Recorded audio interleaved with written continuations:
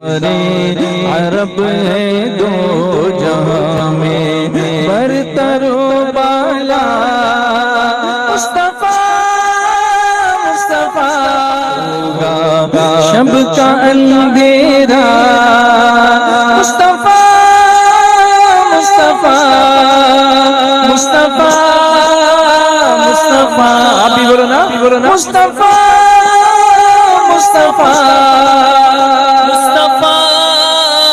مصطفیٰ میں نے یہ من بنا رکھا تھا جی کہ مجھے MBBS کرنا سنڈے کے دن صبح سے نکل جاتے اور گھر گھر جا کر وہ مسجد کے لیے چندہ جمع کرتے تھے. کوئی 10 روپے دے رہا ہے, کوئی 5 روپے دے رہا ہے, کوئی 20 روپے دے رہا ہے. اس طرح سے سب بھائی بہنوں کو اور اڑوس پڑوس کے 2-4 بچوں کو جمع کر کے میری والدہ لکڑہارے کی کہانی سناتی تھی, 16 سیدوں کی کہانی سناتی تھی. اس طرح سے وہ سنایا کرتی تھی. ہم نے کبھی گوٹی نہیں کھیلی, ہم نے کبھی پتنگ نہیں اڑایا. یعنی ساری چیزیں ہم نہیں کرتے جو لوگ کر رہے تھے ہمارے آس پاس. ہم ان ساری چیزوں سے بچے رہے. جو ہماری لائف میں چل رہا ہوتا تھا وہ ہم تفسیر میں سنتے تھے. تو ایسا لگتا تھا کہ یار یہاں آ کر تو سارے مسئلے حل ہو رہے ہیں. تو دور رہ کر مجھے یہ ساری چیزیں اٹریکٹ کرتی تھی اور لگتا تھا یہ کچھ الگ لوگ ہیں یار, یہ ایکسٹرا آرڈنری لوگ ہیں, یہ نیک لوگ ہیں, یہ بہت اچھے لوگ ہیں. خالد بھائی ایسے ہیں کہ وہ کسی کے ساتھ اگر 15 منٹ 20 منٹ بھی بات چیت کر لیں تو بنا متاثر کے وہ نہیں چھوڑ سکتے. تو تحریک سے وابستہ ہونے کے بعد اللہ عزت ہی دیتا ہے, اللہ برکت دیتا ہے. نحمد و نصلی علی رسولہ الکریم. اما بعد فاعوذ باللہ من الشیطان الرجیم. بسم اللہ الرحمن الرحیم. الصلاۃ والسلام علیک یا رسول اللہ, الصلاۃ والسلام علیک یا حبیب اللہ, وعلی آلک و اصحابک یا نور اللہ صلی اللہ تعالی علیہ وسلم. محترم ناظرین, السلام علیکم ورحمۃ اللہ وبرکاتہ. معمار ملت چینل کا اہل سنت پوڈ کاسٹ کے پہلے ایپیسوڈ میں آپ کا خیر مقدم ہے. اور آج کے اس پوڈ کاسٹ میں ہم ہر بار کی طرح اس بار بھی اہل سنت کے ایک عظیم خادم, خدمت گزار اور ایک مصلح قوم و ملت سے گفتگو کرنے والے ہیں. اور آپ کی خدمات نے نوجوانوں میں ایک انقلاب برپا کیا ہے. خاص کر کے مسلم نوجوان آپ کے بیانات سے, آپ کے ناصحانہ کلمات سے بے پناہ متاثر نظر آتے ہیں اور اسلامی زندگی اپناتے ہوئے نظر آتے ہیں. یہ وہ مینار نور ہے جن کے ہم نوجوانوں کی, مسلم نوجوانوں کی شاہراہ روشن و منور ہے اور ہم ایک بہتر زندگی کی طرف رواں دواں ہوتے نظر آتے ہیں.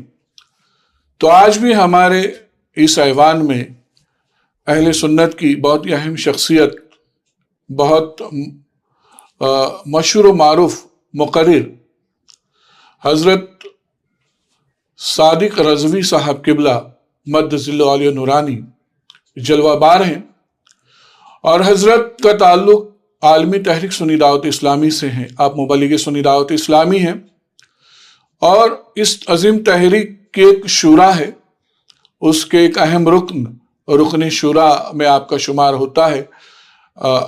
امیر سنی دعوت اسلامی کے بعد جو ڈیسیزن کے لیے ایک کمیٹی بنائی گئی, ایک انتہائی ذہین افراد کا جو گروپ ہے جو اہم فیصلوں میں اہم رول ادا کرتا ہے, اس شورا کے ایک اہم رکن مولانا صادق رضوی صاحب ہیں. اور آپ بے پناہ مصروف مقرر ہیں. ساتھ ہی ساتھ تحریک نے آپ کو آندھرا پردیش اور تلنگانہ کے نگراں کے طور پر مقرر کیا ہے اور اس ڈیوٹی کو بھی آپ بخوبی انجام دے رہے ہیں. آپ نے اپنے کارکردگی سے تحریک کے لیے بہت ہی کارہائے نما انجام دیے ہیں.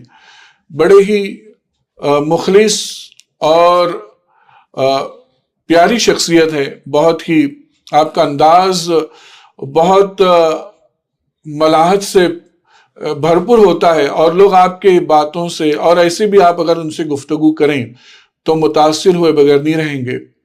तो हमारी ये कोशिश है कि ऐसे कामयाब लोगों की जिंदगी से हम कुछ रोशनी हासिल करें और अपनी जिंदगी को एक कामयाब और इस्लामी जिंदगी के साँचे में ढाल सके। तो आइए हम उनसे गुफ्तगू करते हैं और अपनी जिंदगी के लिए कुछ खुशनुमा खुतूत और कुछ रहनुमाई हासिल करते हैं। तो मैं अब अपनी गुफ्तगू का रुख हजरत सादिक रज़वी साहब किबला की तरफ मोड़ता हूँ। अस्सलामु अलैकुम रहमतुल्लाहि व बरकातुहू। वालेकुम अस्सलाम व रहमतुल्लाहि व बरकातुहू। तो हुजूर कैसे हैं आप? खैरियत से हैं? जी, अल्लाह का बेपनाह करम और एहसान है, बहुत बहुत शुक्रिया, जज़ाकल्लाह। जी हुजूर, हम चाहते हैं कुछ गुफ्तगू हो। जी। आप हमेशा तकरीर करते हैं, वो एक अलग अंदाज होता है और एक अलग नहज पर जी आज आपसे गुफ्तगू होगी। पॉडकास्ट तो आप करते हैं पर वो मुकम्मल दीनी होता है और ये भी दीनी ही है जी क्योंकि आपकी जो जिंदगी है और आपकी जो जिंदगी के अहम वाक़ियात है इंशाअल्लाह हमारे नाजरीन के लिए, मेमारे मिल्लत चैनल के नाजरीन के लिए बेपनाह मुफीद होंगे। तो हम चाहते हैं कि सबसे पहले हम आपके जिंदगी के उन अहम असरार और रमूज़ को जाने जिसने आपको इंतहाई कामयाब बनाया है। आपका ख़ानदानी पस मंज़र, आपकी तालीम और तरबियत और जो अहम बातें हैं आपकी ज़िंदगी के हवाले से आप हमें अता करें तो नवाजिश होगी। हाँ, बहुत बहुत शुक्रिया शाबान भाई आपका कि आपने मुझे इस लायक समझा कि आप मेरा इंटरव्यू लेने के लिए आए इस पॉडकास्ट के जरिए। जी। जैसा कि आपका सबसे पहला सवाल ये है, मेरा ताल्लुक जो है ये यूपी से है। जी। यूपी इलाहाबाद के करीब प्रतापगढ़ एक शहर है। जी। इलाहाबाद से तकरीबन 80 किलोमीटर दूरी पर। जी। तो मेरे वालिदैन वहीं के हैं। जी। मेरे नाना और दादा जो हैं ये दोनों भाई हैं। जी। और यानी मेरी वालिदा, एक भाई की बेटी वालिदा है और एक भाई की बेटे वालिद हैं। जी। तो मेरे नाना जो थे वो गांव ही में रहते थे। जी। और मेरे दादा जो थे वो बॉम्बे चले आए थे। जी। और बॉम्बे में वो रेलवे में जॉब करते थे। माशाल्लाह। तो अब चूंकि वो बॉम्बे में रेलवे में जॉब करते थे तो उनकी पूरी फैमिली, यानी मेरे वालिद, मेरी दादी, मेरे चाचा, वो सब यहीं पर बॉम्बे में ही पैदा हुए, पले बड़े। जी। और इस वजह से वालिद साहब की वजह से हमारी भी पैदाइश यहीं की है, यानी born and bought up in Mumbai only. ठीक है, तो पैदाइश यहीं की, पढ़ाई लिखाई भी यहीं पर हुई हमारी पूरी। लेकिन अभी भी हमारे रिश्तेदार, यानी नाना की तरफ से रिश्तेदार सारे वहीं मौजूद हैं, मामू वगैरह मौजूद हैं और हमारा अपना घर भी है। और साल में 2-4 मरतबा उस तरफ कहीं प्रोग्राम के सिलसिले में जाता हूँ तो 1-2 रोज के लिए वहां जाना भी होता है। माशाल्लाह। तो एक रिश्ता हमने बाकी रखा है अपने आबाई वतन से, आज भी आप मरबूत हैं। जी। और उसका एक सबसे बड़ा रीजन ये भी है, जैसे हमें पहले ये समझ में नहीं आता था लेकिन बाद में ये बातें समझ में आई। जी। कि मेरी वालिदा ने अपने बड़े भाई की बेटी से हमारे बड़े भाई का निकाह करवाया। जी। और वो इसलिए ताकि हम उनके बाद भी हमारा आना जाना जारी रहे और ताल्लुकात गांव के साथ बाकी रहे। जी। और फिर हुआ ऐसा कि मेरी वालिदा का इंतकाल भी वहीं हुआ गांव में। तो उनकी कब्र भी वहीं है। तो अब ये भी एक सिलसिला बन गया कि आप चाह कर भी ताल्लुकात खत्म नहीं कर सकते क्योंकि माँ से एक बड़ा गहरा रिश्ता होता है। जी। तो अब ऐसा है कि वालिदा थी वहां तो भी आना जाना होता था, वालिदा नहीं है तो कम से कम कब्र पर हाजिरी के इरादे से जाना होता है। अच्छा, पहले कभी ऐसा होता कि आसपास किसी इलाके में अगर प्रोग्राम है और नहीं जा सका तो माँ से माजरत भी चाह लेते थे। लेकिन अब तो जाना ही जाना होता है कि इतना करीब आने के बाद वालिदा की कब्र पर हाजिरी ना हो ये मुनासिब नहीं है, तो जाना ही पड़ेगा। तो हम जाते हैं। तो आपने साइंस की लाइन ज्वाइन की कि कॉमर्स या आर्ट्स? नहीं, मैंने साइंस से पढ़ाई की है। तो उसमें कोई ऐसा कमर्शियल डिग्री या कोई ऐसा डिग्री आपने हासिल की जैसे इंजीनियर या डॉक्टर या इस तरह का कोई कोर्स आपने किया कि नहीं? जी, मेरा प्लान तो ऐसा था कि मैंने ये मन बना रखा था जी کہ مجھے MBBS کرنا ہے. جی جی ڈاکٹر بننا ہے. جی ڈاکٹر بننا ہے, یہ میرا ایم تھا. ماشاءاللہ ماشاءاللہ. لیکن اس وقت نیٹ وغیرہ کا ایگزام نہیں ہوتا تھا. جی جی جی. اور اس وقت جو ہے یہ MBBS کی پڑھائی بھی کافی مہنگی تھی. جی جی. اور والد صاحب راشننگ انسپیکٹر تھے. جی جی. یعنی آپ جسے مڈل کلاس فیملی کہہ سکتے ہیں. جی جی جی. تو مڈل کلاس فیملی سے ہم تعلق رکھتے تھے. جی جی. کوئی بہت زیادہ انکم نہیں تھی, کوئی بہت زیادہ پیسہ نہیں تھا. تو ایک وقت کے بعد میں مجھے یہ لگا کہ میں شاید MBBS نہیں کر سکوں گا. جی جی. اس کی وجہ کہ لاکھوں روپے ڈونیشن کے, پھر لاکھوں روپے ایجوکیشن کے, تو وہ میرے لیے پاسبل نہیں ہے. تو میں نے سائنس میں ایڈمیشن تو لے لیا, لیکن پھر جب میں نے یہ قریب جا کر دیکھا تو میں سمجھ گیا کہ میں نہیں کر سکوں گا. حالانکہ کافی آپشنز تھے. ہمارے ساتھ کے جو لوگ تھے وہ کوئی BUMS کر رہا تھا, کوئی اور ڈاکٹری کی ڈگری کر رہا تھا. تو انہوں نے آفر کیا کہ آپ ایک کام کریں, MBBS نہیں کر سکتے. یعنی میرے والدین سے کہا کہ آپ ان کو ہمارے ساتھ BUMS کے لیے بھیج دیجیے. لیکن میرا من پہلے سے MBBS کے لیے تھا, اور میں نے دیکھا کہ یہ پاسبل نہیں ہے میرے لیے. تو پھر میرا دل اس سے ہٹ ہی گیا. تو میں نے صرف اپنی پڑھائی مکمل کر لی, اور اس کے علاوہ میں نے کوئی الگ سے ڈگری حاصل نہیں کی سائنس کے فیلڈ میں. جی جی جی. اچھا, یہ جیسے دنیاوی تعلیم سے اور ایک سمجھیے کہ ماڈرن لائف رہے, آپ کے والد والدہ جیسے آج آپ دیندار ہیں, یا ویسا ماحول تو پہلے تھا نہیں. تو وہ کون سا ایسا موقع تھا کہ آپ مکمل دین کی طرف مائل ہوئے اور دینی شاہراہ پر آپ گامزن ہوئے, یعنی اس ماحول کو آپ نے اختیار کیا؟ تو کوئی ایسا لمحہ, ایسا واقعہ جسے ہم ٹرننگ پوائنٹ کہیں کہ آپ دینداری کی طرف مکمل مائل ہوئے اور آج ایک کامیاب مبلغ اور مقرر ہیں, تو وہ حسین لمحہ, وہ یادگار پل آپ اگر بتائیں تو نوازش ہوگی. بامبے کا ماحول تو آپ اچھی طرح سے جانتے ہیں, اور میرے والد صاحب راشننگ انسپیکٹر تھے. جی جی. تو ان کے زیادہ تر تعلقات جو تھے وہ گجراتی, یہ شاپ والے گجراتیوں تھے بنیے. جی جی. اور جو سٹاف تھا زیادہ تر وہ مہاراشٹرن تھے. جی جی. تو مسلمز کے ساتھ اتنا ریلیشن نہیں تھا. جی جی. تو ہم بینڈرا میں رہتے تھے.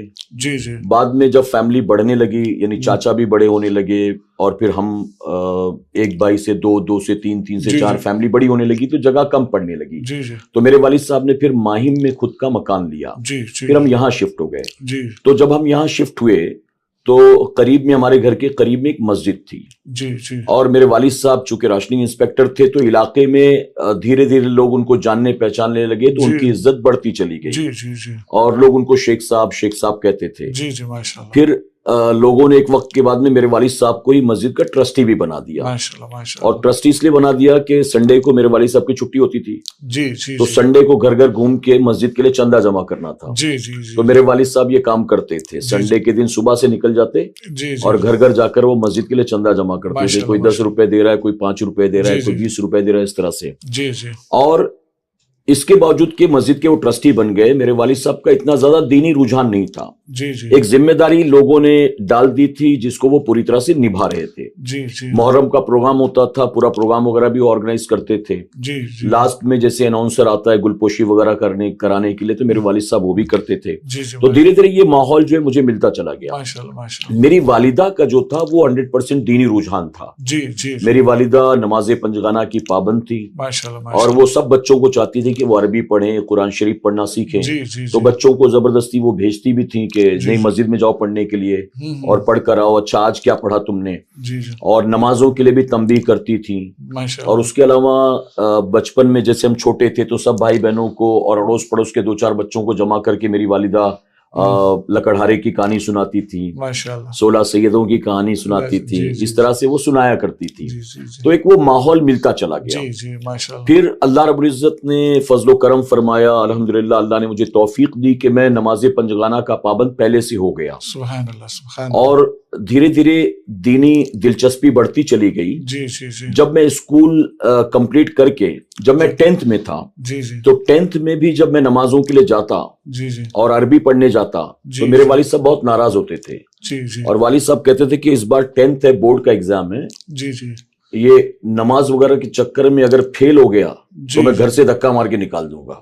اللہ اکبر. ہاں میرے والد صاحب یوں کہتے تھے, یعنی ان کا اتنا زیادہ دینی رجحان نہیں تھا, اگرچہ مسجد کے وہ ذمہ دار تھے جی جی, لیکن وہ اپنی ڈیوٹی نبھا رہے تھے جی جی جی, اور ایک طرف اپنی رسپانسبلٹی دیکھ رہے تھے کہ بھائی بچہ فیل نہیں ہونا چاہیے, اچھے پرسنٹیج آنے چاہیے, اس کا آگے فیوچر ہے, کیریئر ہے. تو باپ ہونے کی حیثیت سے وہ فکر مند تھے جی جی جی, اور ان کو وہ ماحول نہیں ملا تھا جو ماحول مجھے ملا تھا. جی جی بالکل بالکل جی جی. لیکن والدہ کا رجحان یہ پوری طرح سے تھا نہیں تم نماز پڑھو گے, عربی پڑھو گے تو اللہ تعالیٰ اچھے نمبر سے پاس کر دے گا. تو وہ والدہ کی طرف سے ایک پش اپ ملتا رہا.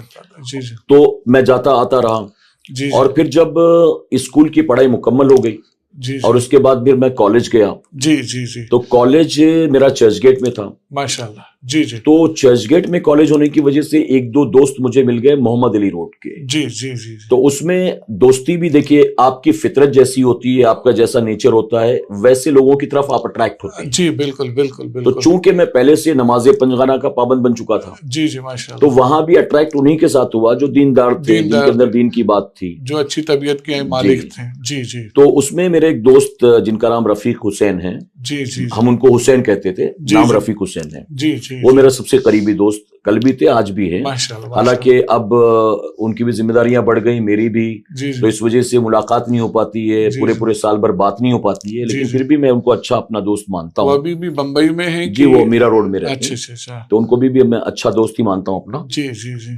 تو ان کے ساتھ کالج ہماری 4:30-5 بجے چھوٹ جاتی تھی. بالکل بالکل. میں رہتا مہیم تھا, جی جی, وہ رہتے تھے محمد علی روڈ پر. جی جی. تو میں ان کے ساتھ آ جاتا, اور اس کے بعد پھر ہم عصر کی نماز پڑھتے تھے اسماعیل ابی مسجد میں. ماشاءاللہ. اس وقت میں تحریک کے بارے میں یا حضرت کے بارے میں کسی کے بارے میں نہیں جانتا تھا. جی جی جی. اور پھر ہم عصر کی نماز پڑھتے, پھر ٹائم پاس کرتے, پھر مغرب کی نماز پڑھتے, جی جی, پھر بس اسٹاپ پر بیٹھ کر باتیں کرتے آپس میں, پھر عشاء کی نماز پڑھتے. جی جی. اور یہ اتنا وقت وہاں دینے کا اصل مقصد یہ تھا کہ عشاء کی نماز کے بعد میں مرکز اسماعیل ابی مسجد کے جو خطیب و امام صاحب ہیں قاری ظہیر الدین خان صاحب, جی جی, وہ تفسیر بیان کرتے تھے. ماشاءاللہ. تو اس تفسیر کو ہم اٹینڈ کرتے تھے. جی جی, بہت مشہور ہیں ان کی تفسیر. جی جی.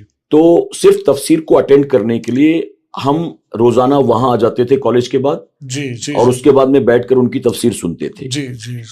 اس وقت آڈیو کیسٹ کا دور تھا. جی بالکل. سونی کے کیسٹ آتے تھے. جی جی. 90 منٹس کے. جی جی جی. تو اسپیکر لائن جو وہاں چلتی ہے کئی سالوں سے, جی جی, اس میں ان کی تفسیر لائیو ٹیلی کاسٹ ہوتی تھی. جی جی. اور جن کو بعد میں چاہیے وہ آڈیو کیسٹ خریدتے تھے. جی جی. تو ایک دن آڈیو کیسٹ میں خریدتا تھا. جی جی. اور ایک دن میرا دوست خریدتا تھا. ماشاءاللہ ماشاءاللہ. اور پھر کاپی کر کے وہ دونوں ہم رکھ لیتے تھے. جی جی جی. تو دھیرے دھیرے ایسے دل کے اندر جو ہے دین کو سیکھنے کی دلچسپی بڑھتی چلی گئی. سبحان اللہ سبحان. اور قاری ظہیر الدین خان صاحب نے ایک دن تفسیر میں یہ کہا جی کہ جب آپ کے دل میں دین کو سیکھنے کی دلچسپی بڑھنے لگے, جی جی, تو حضور صلی اللہ علیہ وسلم فرماتے ہیں کہ اللہ تعالیٰ جس بندے کی بھلائی چاہتا ہے اسے دین کی سمجھ عطا فرما دیتا ہے. بے شک بے شک. تو دین کی سمجھ سے مراد یہی ہے کہ آپ کے دل میں دین کو سیکھنے کا جذبہ پیدا ہو جائے گا, شوق پیدا ہو جائے گا. بے شک. جی. تو ہوتا یہ تھا کہ ہم جو سوچ رہے ہوتے تھے تفسیر میں وہ سنتے تھے. جی جی جی, ماشاءاللہ. جو ہماری لائف میں چل رہا ہوتا تھا وہ ہم تفسیر میں سنتے تھے. سبحان اللہ. تو ایسا لگتا تھا کہ یار یہاں آ کر تو سارے مسئلے حل ہو رہے ہیں. جی جی, ہمارے دل کی بات سامنے آ گئی. جی جی. تو 3 سال پابندی کے ساتھ ہم نے اس کو اٹینڈ کیا, اس درس کو, تفسیر قرآن کو, تفسیر قرآن کو. تو رجحان کافی بڑھتا چلا گیا. جی جی. اس وقت چونکہ میں اردو میڈیم سے نہیں تھا تو میں ہندی اچھے سے پڑھ لیتا تھا. جی جی جی. تو ہندی میں ایک چھوٹی سی کتاب میں نے لی, انوار شریعت. ماشاءاللہ. اور جب میں نے اس کو پڑھا تو اس میں مسائل تھے بہت سارے. تو جب مسائل کو پڑھا تو اور دلچسپی بڑھتی گئی. جی جی جی. اس کتاب کو مکمل کیا, پھر قانون شریعت خرید لیا. سبحان اللہ پھر سبحان. اور اس کو پڑھتا رہا. جی جی جی. اور تب تک بہار شریعت ہندی میں نہیں آئی تھی. جی جی. تو بہار شریعت پڑھنا تو تھا لیکن لے نہیں سکتے تھے کیونکہ اردو نہیں پڑھ سکتے تھے. تو ہندی میں جو بھی کتابیں ملتی تھی وہ لے لیتا تھا میں. اور کالج کی پڑھائی کے بعد جتنا بھی وقت ملتا گھر میں بیٹھ کر وہ کتاب ہی پڑھتا تھا. جی جی. یعنی ہم ایسے ماحول میں پلے بڑے, ایسے علاقے میں, ماہم کا علاقہ جو لیبر کیمپ کہلاتا, لیبر کیمپ کہلاتا. لیکن والد و والدہ کی تربیت اور ان کی محنت کا نتیجہ یہ تھا کہ اللہ کا بے پناہ کرم اور احسان, ہم نے کبھی گوٹی نہیں کھیلی, ہم نے کبھی پتنگ نہیں اڑایا. جی جی جی. یعنی ساری چیزیں ہم نہیں کرتے جو لوگ کر رہے تھے ہمارے آس پاس. جی جی. ہم ان ساری چیزوں سے بچے رہے صرف والد و والدہ کی وجہ سے, جی جی, ان کی تربیت کی وجہ سے. جی جی جی. تو دینی رجحان بڑھتا چلا گیا. تو میں وہ کتابیں پڑھتا رہا, ایک ختم ہو گئی تو دوسری پڑھنے لگا, وہ ختم ہو گئی تو تیسری پڑھنے لگا, الحمدللہ. اور سیٹرڈے سنڈے وہ مسائل بیان کرتے تھے. جی جی جی. تو اتفاق ایسا ہوا کہ سیٹرڈے کو انہوں نے اپنا سیشن مکمل کیا جی اور مکمل کرنے کے بعد قاری ظہیر خان صاحب نے کہا کہ آج سنی دعوت اسلامی کا اجتماع ہوگا جی جی جی اور اجتماع میں بھی تھوڑی دیر تشریف رکھیں جی اور آج آپ بیان سنیں گے مفکر اسلام علامہ قمرالزمان خان اعظمی صاحب کا سبحان اللہ جو لندن سے تشریف لائے ہوئے ہیں. جی جی تو سبحان اب چونکہ ہم نوجوان تھے, جی کالج اسٹوڈنٹ تھے, جی جی تو لندن جو ہے نا وہ ایک اٹریکشن تھا. ہاں کہ کون آیا ہے جی جی کون ہے ذرا جی بیٹھ جی کے سنتے ہیں. جی جی جی تو ہم نے علامہ کا بیان سنا. جی جی تو علامہ کا بیان سنا تو ہم کو لگا کہ یار مطلب ہم تو صرف ایک ہی شخص کو فالو کر رہے تھے, جی جی لیکن ان کے بیان سے بھی بہت کچھ سیکھنے کو ملا. جی جی جی جی پھر علامہ وہاں سے بیان کر کے پھر چلے گئے مینارہ مسجد میں حضرت کا بیان تھا. پھر معاملہ یہ ہوا کہ پھر ہر سیٹرڈے جی تفسیر کے بعد ہم اس میں بیٹھ جاتے تھے جی اجتماع میں. اچھا ماشاء اللہ. اس وقت ہمارے عارف پٹیل صاحب جو اس وقت لندن میں ہیں, جی جی جی ان کی یہ کوشش ہوتی تھی کہ یار یہ لوگ پابندی سے آتے ہیں, ان کو تحریک سے جوڑنا چاہیے, ان کو مبلغ بنانا چاہیے. تو آخر میں ملاقات کرتے تھے, دعا سلام کرتے تھے, خیر خیریت پوچھتے تھے. اس طرح سے وہ قریب آنے کی کوشش کرتے تھے, ماشاء اللہ جیسا کہ ہر مبلغ کو چاہیے کرنا چاہیے تھا. تو دھیرے دھیرے اس طرح سے دین سے دلچسپی بڑھتی گئی اور پھر تحریک سے جڑتا رہا, میں جڑتا رہا.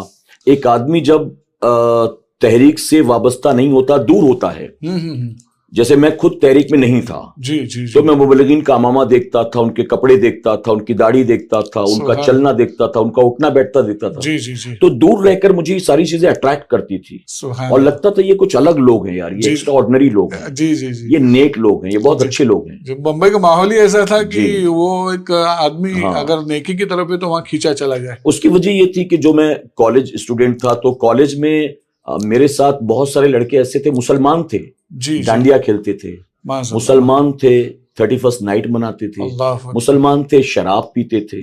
اچھا میرا گھر جہاں تھا وہاں کا ماحول میں نے بتا دیا. جی جی جی جو آس پاس میرے ساتھ کالج میں تھے ان کا ماحول میں نے آپ کو بتا دیا. جی جی جی تو ایسے میں مجھے تحریک نظر آئی, مبلغین نظر آئے.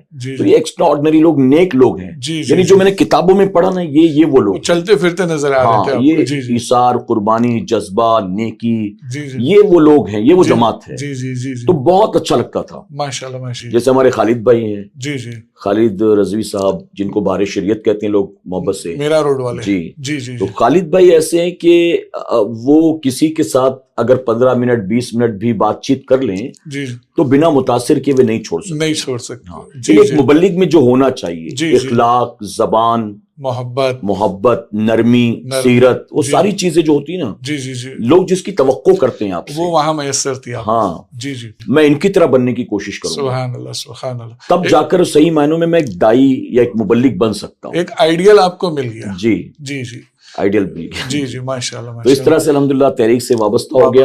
جیسے کہا جاتا ہے کہ ماں بچے کی پہلی تربیت گاہ ہے. اگر والدین بچوں پہ فوکس کریں اور ان کو نیک اور صالح بنائیں تو وہ عصری علم سے بھی آراستہ ہو سکتے ہیں اور دینی ماحول سے بھی وہ ہم آہنگ ہو سکتے ہیں. حضور صلی اللہ علیہ وسلم نے فرمایا نا کہ علم حاصل کرو ماں کی گود سے لے کر قبر کی گود. قبر کی گود. تو ماں کا ایک بہت اہم رول ہوتا ہے. اور میں نے دیکھا ہے, بہت سارے ساتھیوں کو دیکھا ہے, جی جی, کہیں پر فیملی والے سپورٹیو ہوتے ہیں, کہیں پر نہیں ہوتے ہیں. جی جی جی, اس کے بہت سارے ریزنز ہوتے ہیں. جی جی جی, صرف قصور گھر والوں کا ہی نہیں ہوتا ہے. جی جی جی, قصور آپ کا بھی ہوتا ہے. جی جی جی, آپ مبلغ نہیں تھے, جی جی, اب آپ مبلغ بن چکے ہیں. جی جی جی, تو آپ کے اندر کیا تبدیلی آئی؟ صرف ظاہری کہ باطنی بھی کچھ تبدیلی آئی ہے. باطنی بھی تبدیلی آنی چاہیے. آپ مبلغ نہیں تھے, آپ نماز نہیں پڑھتے تھے. جی جی, آپ مبلغ بن گئے, پھر بھی فجر میں آپ سوتے رہتے ہیں. جی جی, آپ مبلغ نہیں تھے تو تڑاک کر کے بات کرتے تھے. آپ مبلغ بن گئے ہیں تو بھی اسی زبان سے بات کرتے ہیں. غیر مناسب. آپ دسترخوان پر بیٹھتے ہیں تو ماں کے بنائے کھانے میں نکتہ چینی کرتے ہیں. معاذ اللہ. اور مبلغ بننے کے بعد بھی آپ وہی کام کر رہے ہیں. تو گھر والے سپورٹ کیوں کریں گے آپ کو؟ جی جی جی, آپ کے اندر ظاہری تبدیلی آ گئی ہے. جی جی, آپ کے امامے کو دیکھ کر, آپ کی داڑھی کو, آپ کے جبے کو دیکھ کر لوگ آپ کا احترام کرنے لگ گئے ہیں. جی جی, لیکن اندر سے آپ بالکل چینج نہیں ہوئے ہیں. ماشاءاللہ. ایک بہت بڑا نوجوانوں کا جو حلقہ ہے متاثر ہوتا ہے. اسی میں یہ کہنا چاہوں گا, یہ پوچھنا چاہتا ہوں میں آپ سے کہ اکثر 10ویں 11ویں کے بعد انسان کا شعور اتنا ہوتا ہے کہ وہ فیصلہ کرنے کی اس میں قوت آتی ہے. جی, کہ وہ اس کو اچھے برے کی تمیز آ جاتی ہے 10ویں پہنچتے تک. SSC کا جو اسٹوڈنٹ ہوتا ہے, الحمدللہ میرا بھی اپنا معاملہ ہے. میرے جو دوست ہیں جو دین کی طرف راغب ہوئے اور دین کے کام میں لگ گئے ماشاءاللہ, اپنی وضاقتہ بھی دینی بنا لی, تو یہ الحمدللہ ان باتوں سے جو بیانات ہوتے ہیں ہمارے مقررین کے، ہمارے مبلغین سے، تو اکثر اسی ایج کے بچے بے پناہ متاثر ہوتے ہیں، قریب آتے ہیں، ایک دم ایک نیا ذہن ہوتا ہے، ایک نئی زمین ہوتی ہے، پھر وہ منسلک ہوتے ہیں تحریک سے، کسی دینی کاز سے.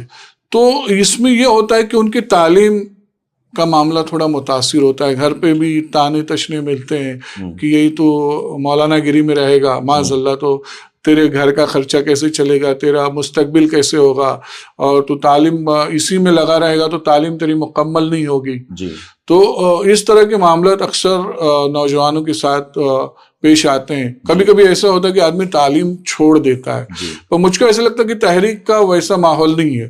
اس حوالے سے آپ کیا واقعی میں بچوں کا مستقبل متاثر ہوتا ہے؟ بچے جو ہے اپنے معاش کو بھول جاتے ہیں، اپنے کیریئر کو بھول جاتے ہیں، ایسا ہوتا ہے کہ اس کا کچھ اور الگ رزلٹ ہے؟ ذرا اس تعلق سے آپ بتائیں کہ نوجوانوں کا مستقبل سنور جاتا ہے دینی اعتبار سے، پھر معاشی اعتبار سے ان کی کنڈیشن کیا ہوتی ہے، اس کے لیے آپ کے سامنے بہت ساری مثالیں ہوگی، تو تھوڑی سی رہنمائی فرمائیں اس حوالے سے.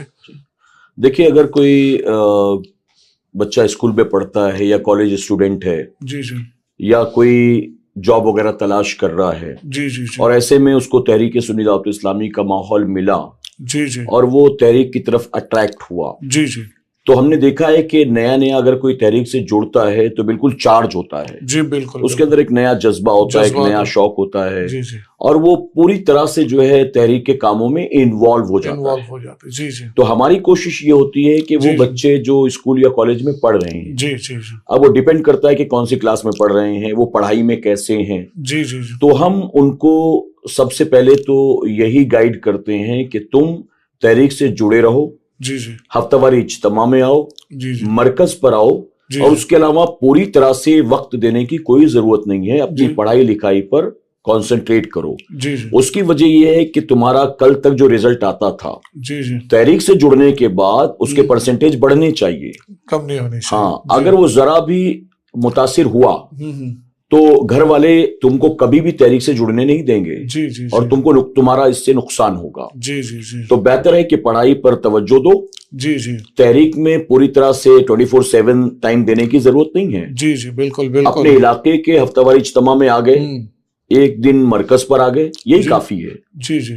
اب یہ ساتھی یہاں جا رہے ہیں تو اس کے ساتھ چلا گیا، 3 دن کے لیے وہ لوگ جا رہے ہیں تو اس کے لیے ساتھ چلا گیا. یہاں تربیتی کیمپ لگا ہوا ہے تو 4 دن وہاں چلا گیا، پتا چلا اسکول نہیں جا رہا ہے، ایگزام قریب ہے، تیاری نہیں کر رہا ہے. تو ہم بچوں کو سب سے پہلے کہتے ہیں کہ اپنی پڑھائی لکھائی پر توجہ دو. یہ کام ہم جو کر رہے ہیں یہ تو زندگی بھر کرنا ہے. بالکل. اور ابھی تم جو کر رہے ہو یہ ٹائم بینگ کے لیے ہے. اس کو کمپلیٹ کر لو، اس کے بعد آ جاؤ، اور پھر زندگی بھر انشاءاللہ ساتھ مل کے دین کا کام کریں گے.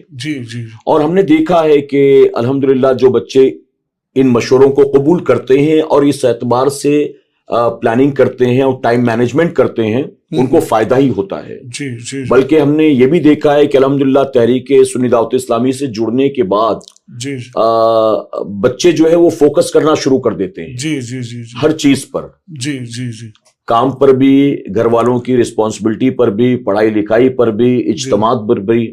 تو جب فوکس ہو جاتے ہیں کسی چیز پر تو اس کا زیادہ بہتر رزلٹ آتا ہے. الحمدللہ ہماری جو اسکول ہیں یا جو تحریک کے ساتھی اب تک پڑھائی لکھائی کر رہے ہیں، الحمدللہ ان کے سب کے ریزلٹس اچھے ہی آتے ہیں. اللہ رب العزت کا بے پناہ کرم اور احسان ہے.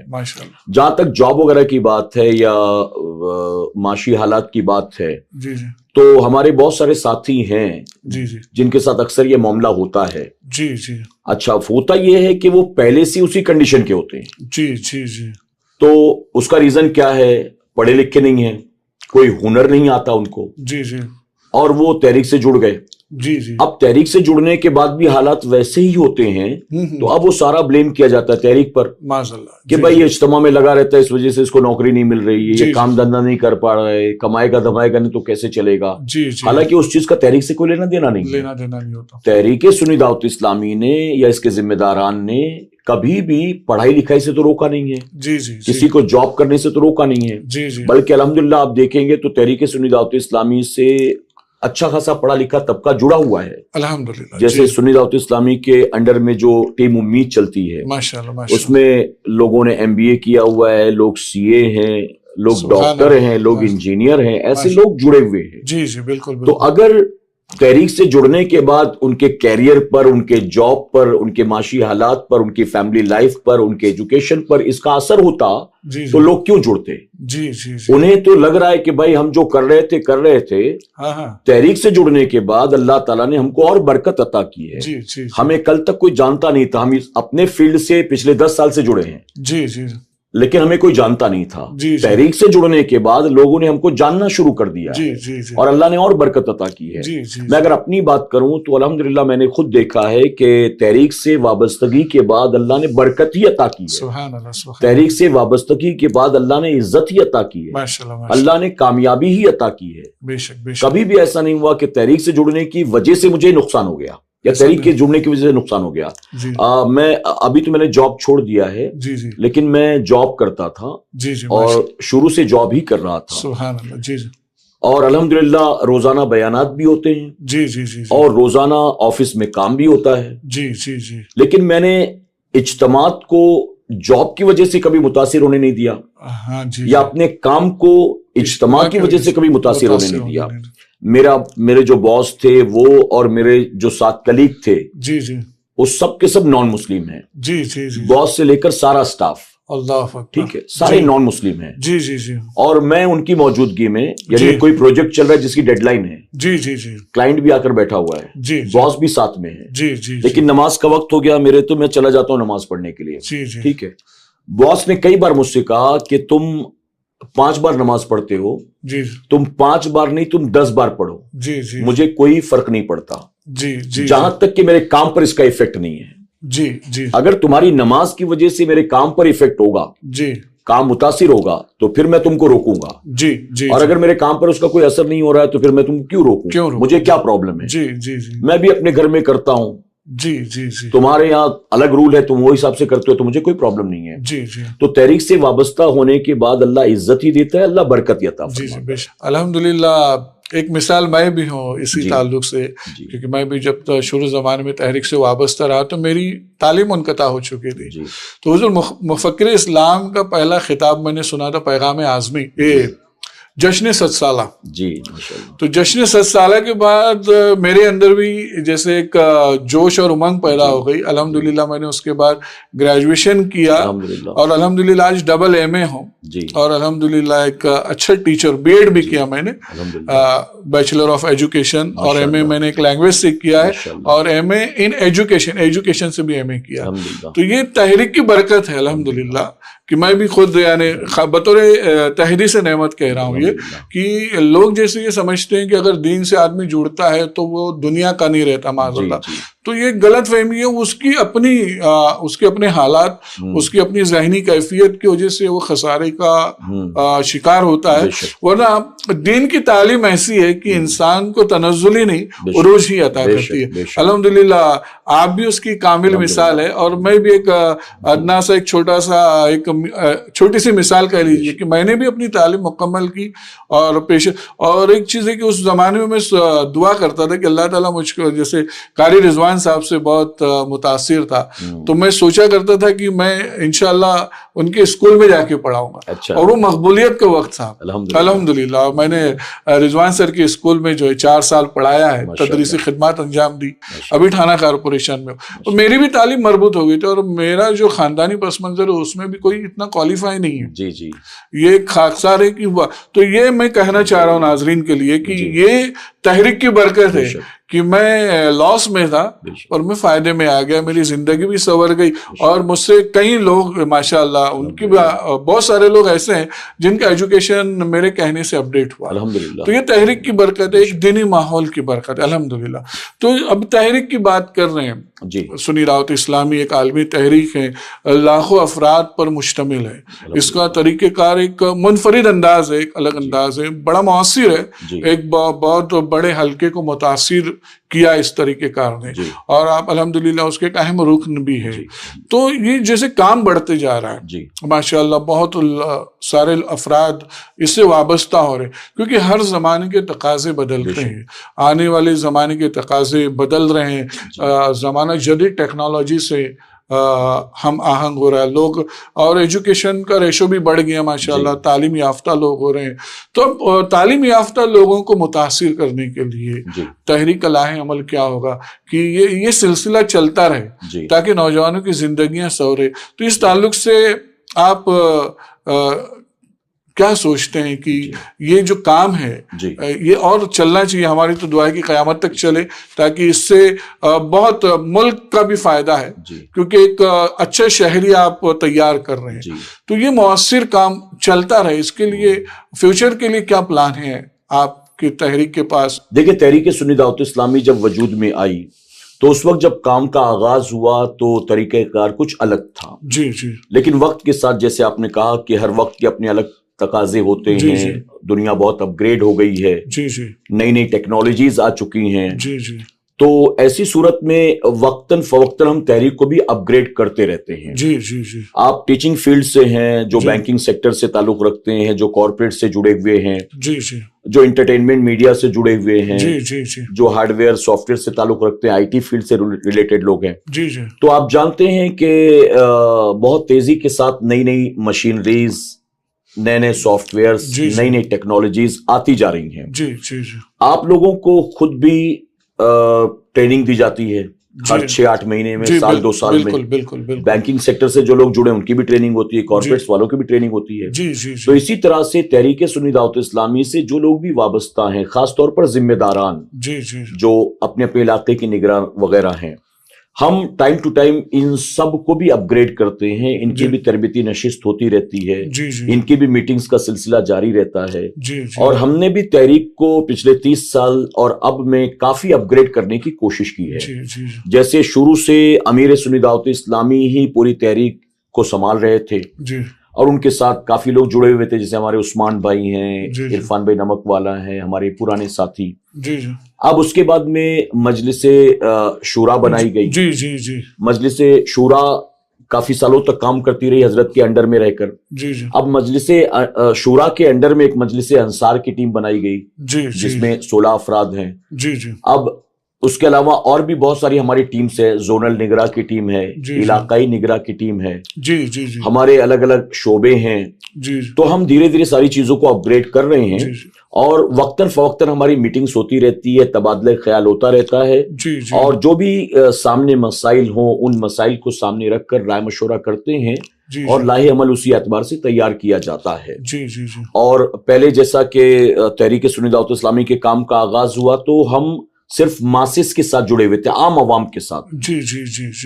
لیکن اب دھیرے دھیرے ہم ایجوکیٹڈ لوگوں تک بھی پہنچ رہے ہیں. جو کریم سوسائٹی, کریم سوسائٹی جو پڑھا لکھا طبقہ جو ہے.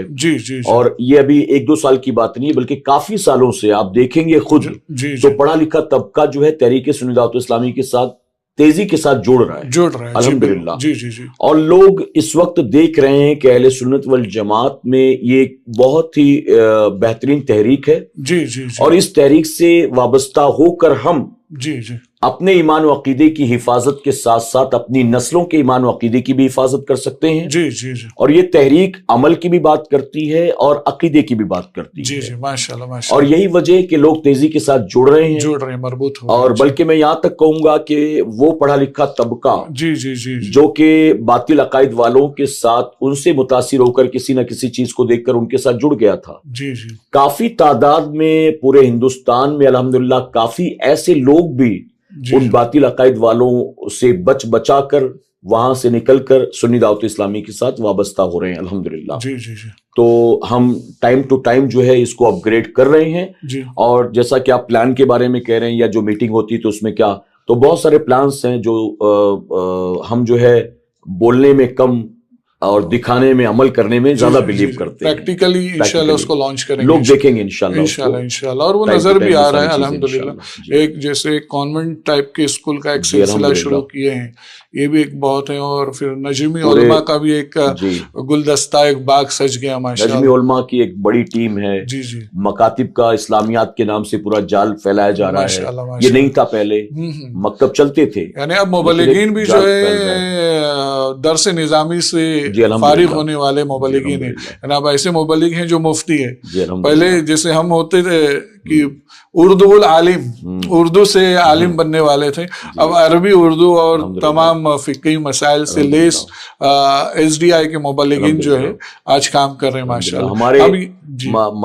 ہمارے مدارس کے فارغین کئی علماء ایسے ہیں، کئی مفتی کرام ایسے ہیں جو دنیا کے مختلف ملکوں میں الحمدللہ امامت بھی کر رہے ہیں، تحریک سنی دعوت اسلامی کا کام بھی کر رہے ہیں. سبحان اللہ. اللہ کا بے پناہ کرم اور احسان. UK میں بہت اچھا کام ہو رہا ہے ماشاءاللہ. UK ہے، موریشس ہے، افریقہ ہے، امریکہ ہے. جی ماشاءاللہ. یعنی عالمی تحریک کا جو ایک اٹریکشن ہوتا ہے وہ الحمدللہ مکمل تو نہیں کہیں گے، وہ اور پھیلتا جا رہا ہے، اور لوگ افراد جو ہے اس لیے جڑ رہے ہیں کیونکہ آپ نے وقت کے ساتھ ساتھ تبدیلیاں لائی ہیں اور لوگوں کو قریب کرنے کی کوشش کی. ایک بڑی خوش آئین پیش رفت ہیں، اور انشاءاللہ اس سے سب سے بڑا فائدہ یہ ہو رہا ہے ایمان کے ساتھ ساتھ عقیدے کی بھی ایمان و عقیدے کی حفاظت، اور اہل سنت والجماعت کی ترجمانی یہ تحریک ہے، جس سے جیسے آج ایک بہت بڑا سیلاب ہے بد مذہبوں کا.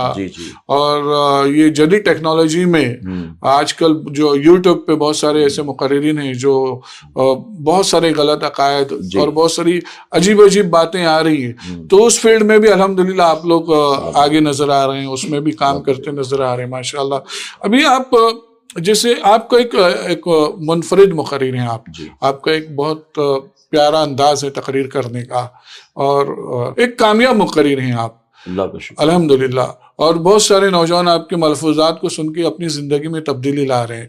تو یہ مؤثر تقریر، اس کے لیے جیسے آپ کس طرح کی تیاری کرتے ہیں تاکہ ناظرین میں بہت سارے ایسے لوگ ہیں جو چاہ رہے ہیں، کیونکہ بہت سارے نوجوان مقررین جو نئے نئے مقررین ہیں آپ کی نقل کرتے ہیں، آپ کے طریقے سے بولنے کا انداز اپناتے ہیں، تو ایک یعنی بہت سارے لوگوں کی توجہ آپ کے پاس ہے، آپ کی تقریر پہ، آپ کے انداز پہ، آپ کے بیان سے، جو متاثر کن ہے. تو یہ جو اتنا پیارا رزلٹ آ رہا ہے، تو اس کے لیے آپ کیسی تیاری کرتے ہیں کہ ایک متاثر کن خطاب آپ عوام کے سامنے پیش کرتے ہیں؟ دیکھیں، مجھ سے اگر کوئی پوچھتا ہے کہ ایک اچھا مقرر بننے کے لیے کیا کرنا پڑے گا، تو میں ہر کسی کو یہی مشورہ دیتا ہوں کہ اچھا بولنے والا بننے کے لیے آپ کو سب سے پہلے اچھا سننے والا بننا پڑے گا. جی.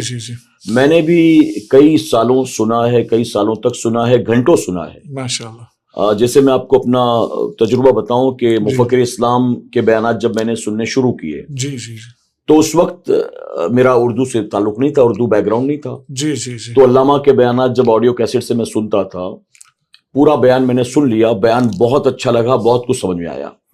اور اس کے بعد پھر وہ بیان میں دوبارہ سنتا تھا. تو دوبارہ جب سنتا تھا تو اس میں کئی چیزیں ایسی سمجھ میں آتی تھی جو پہلے بیان میں سمجھ میں نہیں آئی تھی. پھر میں اس کو تیسری بار سنتا تھا. یعنی مجھے ایسا محسوس ہوتا تھا کہ میں علامہ کے ایک ہی بیان کو اگر 10 بار سنتا ہوں تو بور نہیں ہوتا ہوں. 10 بار مجھے کچھ نئی بات سیکھنے کو ملتی ہے، اور کوئی نیا نقطہ، کوئی نیا پہلو، کوئی ایسی چیز جو میں اب تک نہیں سمجھ سکا، اب مجھے سمجھ میں آ گئی. تو میں سنتا رہا، کنٹینیو سنتا رہا. میں علامہ کو سنتا رہا، میں رئیس المفسرین قاری زہیر الدین خان صاحب کو سنتا رہا. اسی کے ساتھ امیر سنی دعوت اسلامی عطائے حضور مفتی اعظم کو ہمیشہ سنتا رہا، آج بھی سنتا ہوں. یعنی اگر میں امیر سنی دعوت اسلامی کی بات کروں یا مفکر اسلام کی بات کروں، تو میں اگر 30 سال سے ان کو سن رہا ہوں، تو 30 سال سے مسلسل سننے کے بعد بھی کبھی ایسا محسوس نہیں ہوا کہ یار بس اب کسی اور کو سنتے ہیں. ایسا کبھی لگا نہیں آپ؟ نہیں. اور کبھی ایسا نہیں ہوا کہ مطلب یہ باتیں ریپیٹ ہی تو ہیں. یہ بات تو میں ان کے پچھلے 5 بیان میں سن چکا ہوں. بالکل نہیں. اگر ٹائٹل نیا ہوتا ہے، ٹاپک نیا ہوتا ہے، تو مواد بھی بالکل نیا ہوتا ہے. اور میں چونکہ خود کئی سالوں سے بیان کر رہا ہوں، لیکن میں نے اگر اسی حدیث شریف کو، اسی روایت کو یا اسی حکایت کو بیان کیا ہے تو میرا ذہن وہاں نہیں گیا. جو امیر سنی دعوت اسلامی نے اسی روایت، اسی حکایت یا اسی حدیث مبارکہ کے ضمن میں بیان کر دی ہے. اور میں نے کسی سے سنا نہیں اس کے تعلق سے. تو میں سنتا رہا. سب سے پہلے میں نے سننا شروع کیا. کافی سالوں تک سنتا رہا. اس کے بعد جب میں نے بیان کرنا شروع کیا تو میرا طریقہ یہ تھا کہ مجھے اگر نماز پر بیان کرنا ہے تو میں 5 لوگوں کے بیانات نماز پر سنتا اور ان 5 میں سے میں 5 6 8 10 چیزیں جمع کرتا. یعنی میری یہ کوشش تھی کہ جب میں بیان کروں تو کوئی یہ نہ کہے کہ یار یہ تو امیر سنی اللہ اسلامی کا بیان کاپی ہے یا تو یہ علامہ کا بیان انہوں نے کاپی کیا. کوئی بھی یہ نہ کہہ سکے کہ یہ تو فلاں کا بیان انہوں نے رٹ کر دیا. تو میری کوشش یہ تھی کہ 5 جگہ سے میں نکالوں اور اس کے علاوہ کتاب میں بھی نمازوں کے تعلق سے جو بھی ہے وہ پڑھوں اور پھر ان کو ملا کر ایک بیان میں تیار کروں. تو میرا طریقہ یہ تھا کام کرنے کا. میں نے اس طرح سے تقریر کرنی شروع کی اور پھر ایک وقت کے بعد میں نے یہ دیکھا کہ لوگ جیسے امیر سنی دعوت اسلامی کی تقریر میں آپ کو حکایات واقعات کم ملیں گے, قرآن شریف کی آیات زیادہ ملیں گی. اور اس کا سب سے پلس پوائنٹ یہ ہے امیر سنی دعوت اسلامی کے لیے کہ وہ حافظ قرآن ہے. ٹھیک ہے, اب ہم تو اس لائق نہیں ہیں, تو قرآن شریف کی آیات کسی عنوان پر بار بار سنانا لوگوں کو یا پڑھنا جو ہے کوٹ کرنا یہ مشکل ہے ہمارے لیے تھوڑا سا. میں نے ماسز میں بیان کر کے یہ دیکھا کہ لوگ حکایات اور واقعات جب آپ بیان کرتے ہیں کہ بصرہ کی سرزمین پر ایک بزرگ رہتے تھے, ایک بار ایسا ہوا تو لوگ کان کھڑے ہو جاتے ہیں کہ کیا ہوگا. جیسے ماں بچے کو کہانی سناتی نا, ہاں ماں بچے کو کہانی سناتی تو بچہ سننے لگتا ہے, پھر کیا ہوا, پھر تو وہ اس میں کھو جاتا ہے, پھر وہ امیجن کرنے لگتا ہے, پھر ہپنوٹائز ہو جاتا ہے. تو میں نے اس چیز کو محسوس کیا کہ جب آپ اس طرح کے واقعات بیان کرتے ہیں کہ ایک بزرگ تھے بغداد شریف کی سرزمین پر, ایک مرتبہ اپنے مریدوں کے ساتھ وہ چلے جا رہے تھے تو لوگ پھر بالکل پھر توجہ کے ساتھ آپ کو سننے لگتے ہیں. تو میں نے اس چیز کو لینا شروع کیا, حکایات واقعات بزرگوں کے واقعات, لیکن میری کوشش یہ ہوتی ہے کہ ان واقعات کی روشنی میں بھی لوگوں کو سبق ملے. داد وصول کرنے کا مقصد نہیں ہوتا ہے, اس سے کچھ سبق بھی ملا. ہاں, اگر اس میں کوئی سبق نہیں ہے تو پھر اس کو بیان کرنے کا مقصد کیا ہے؟ لوگوں کو اس میں کچھ ملنا چاہیے. تو میرا طریقہ یہی تھا کہ سب سے پہلے آپ اچھے سننے والے بنے اور اس کے بعد میں پھر آپ کنٹینٹ کو جمع کریں. پھر آپ کو کسی ٹاپک کے لیے اگر تیاری کرنی ہے تو کتابوں کا بھی مطالعہ کریں. اور پہلے تو ہم مطلب مارک کر کے نشان لگا کر کتابیں رکھ دیتا تھا جمع کر کے. آج مجھے ہفتہ واری اجتماع میں درود شریف کی فضیلت پر بولنا ہے تو میں نے مغرب سے عشاء کے بیچ میں یہ بھی پڑھ لیا اور پھر یہ کتاب میں جو مارک کیا تھا وہ بھی پڑھ لیا, پھر یہ بھی پڑھ لیا. اب تو موبائل میں نوٹ کر لیتا ہوں. اکثر ایسا ہوتا ہے کہ میں اسٹیج پر گیا بیان کرنے کے لیے تو میں مائک پر جانے سے پہلے تھوڑی دیر کے لیے نوٹس اپنے دیکھ لیتا ہوں, ایک بار ایک ریفریش ہو جائے ذہن میں باتیں. تو اب یہ طریقہ وقت کے ساتھ میں نے اپنایا ہے اور شروعات میں نے کہاں سے کی تھی میں نے آپ کو بتا دیا. ماشاءاللہ ماشاءاللہ. پر یہ بھی کمال ہے کہ ان باتوں کو یاد رکھنا اور بر وقت اس کو بیان کرنا, یہ بھی گاڈ گفٹ ہے. بہت مشکل ہوتا ہے کہ یعنی ہر بات ذہن میں, اور کبھی کبھی ایسا بھی ہوتا ہوگا کہ آپ نے وہ بات بہت پہلے پڑھی ہوگی اور اس بیان کے ضمن میں اگر وہ یاد آ گئی تو بیان کر دیا, ایسا بھی ہوتا رہا ہوگا. یہ سب جو ہے نا شعبان بھائی صرف اللہ کی طرف سے. جیسے کبھی کبھی ایسا بھی ہوتا ہے آپ کا پوسٹر چھپا, آپ کو دعوت دی گئی, عنوان کچھ اور تھا. آپ جب اسٹیج پر پہنچے تو سڈنلی انہوں نے کہا کہ ہمارے یہاں ایسا مسئلہ بہت چل رہا ہے, آپ کو اس پر بولنا ہے. یا اللہ یا اللہ. تو آپ مینٹلی پریپیئرڈ ہو کر رہے تھے کچھ اور, وہاں پہنچتے آپ کا عنوان چینج کر دیا گیا. تو وہ بڑا مشکل ہوتا ہے. لیکن پھر ایسے میں اللہ تبارک تعالیٰ ہی مدد فرماتا ہے اور اللہ آپ کی لاج رکھ لیتا ہے کہ جو عنوان آپ کو دیا جاتا ہے اس عنوان کا آپ حق ادا کر دیتے ہیں. اللہ رب العزت کا بے پناہ کرم اور احسان ہے. اور میری ایک کوشش ہوتی ہے, آپ اگر میرا بیان سنیں گے, بہت سارے مقررین ایسے ہیں کہ جب وہ بیان کے لیے بیٹھتے ہیں تو وہ عنوان کچھ اور ہو اور وہ ساری چیزیں اسی میں بول رہے ہوتے ہیں کہ یہ بھی لے آئے وہ بھی لے آئے. جیسے حقوق والدین کی گفتگو ہے, اس میں نشے پر بھی بول رہے ہیں, نماز پر بھی بول رہے ہیں, اس میں زکوٰۃ کا مسئلہ بھی بتا دیا, طلاق کا مسئلہ بھی بتا دیا. وہ سب کچھ جو ذہن میں آ رہا ہے بولتے چلے جا رہے ہیں. میری کوشش یہ ہوتی ہے کہ جو عنوان ہے شروع سے آخر تک اسی پر بولا جائے. اور میں آپ کو بتا دوں, جیسے دنیا بہت ترقی کر چکی ہے, بہت سارے ہمارے ساتھی بھی اپنے بیانات کی تیاری یوٹیوب پر کرتے ہیں کہ وہ کوئی بھی یوٹیوب پر ڈاؤن لوڈ کر لیا اور وہ سن لیا اور پھر میں نے بیان کر لیا, تیاری ہو گئی, پڑھنے کی ضرورت نہیں ہے. لیکن میں نے بھی اس کی کوشش کی اور ایک وقت کے بعد میں مجھے محسوس ہو کہ میرا ٹائم ویسٹ ہو رہا ہے اس کے چکر میں. جی جی جی جس عنوان کی تیاری کے لیے میں نے یہ بیان ڈاؤن لوڈ کیا تھا جی جی پورا بیان ختم ہو گیا, اس کا تذکرہ ہی نہیں ہوا, تذکرہ ہی نہیں ہوا. جی تو یہ میرا ٹائم ویسٹ ہو گیا. ٹائم ویسٹ اگر میں 1.25 گھنٹے ان کی تقریر نہ سنتا, کتاب پڑھ لیتا, تو شاید میں کچھ بولنے کے لائق ہو بولنے جاتا. کے لائق. جی تو انہوں نے تو میرا وقت برباد کر دیا. جی جی ایسا تو میرے ساتھ کئی بار ایسا ہوا, پھر میں نے اس کو چھوڑ دیا ہے. جی جی جی اچھا, مجھے اب اگر سننا ہی ہوتا ہے تو میں اگر سیم ٹاپک پر میں بیان کر چکا ہوں تو میں اپنا ہی بیان ڈاؤن لوڈ کر لیتا ہوں, جی جی اسی کو سن لیتا ہوں, جی جی تو ساری چیزیں ذہن میں آ جاتی ہیں, تازہ ہو جاتی ہیں. اور پھر وہ اور ہر بات کو جب بیان کرو تو اکثر وقت ایسے ہوتا ہے کہ اس کے دوسرا پہلو, اس کا دوسرا ایک اور ایک روشن پہلو آیا ہو جاتا ہے, اور وہ ایک الگ فیلنگ ہوتی ہے اپنے لیے بھی اور عوام کے لیے بھی, کہ بھئی یہ بیان, یہ واقعہ تو ہم سن رہے ہیں, اور اس کے ضمن میں جو سبق پوشیدہ ہے یہ آج پتا چلا. بہت مرتبہ ایسے ہوتا ہے, کئی مقررین بھی غوث اعظم کے والد کا سیب والا واقعہ ہے. جی جی جی ہم وہ واقعہ بچپن سے سنتے چلے آئے ہیں, جی جی لیکن اس کے پردے میں جو موتی چھپے ہوئے ہیں جی جی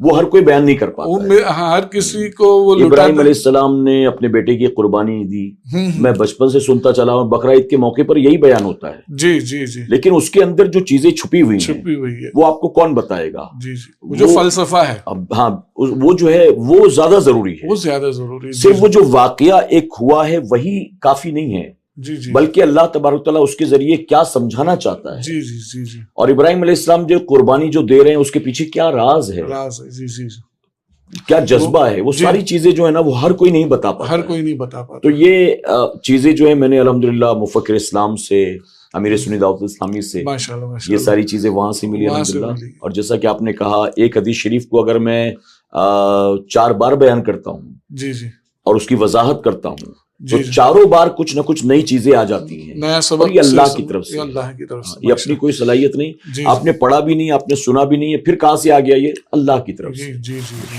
اب وقت کی قلت کے پیش نظر ہم یہیں رک رہے ہیں. السلام علیکم ورحمۃ اللہ.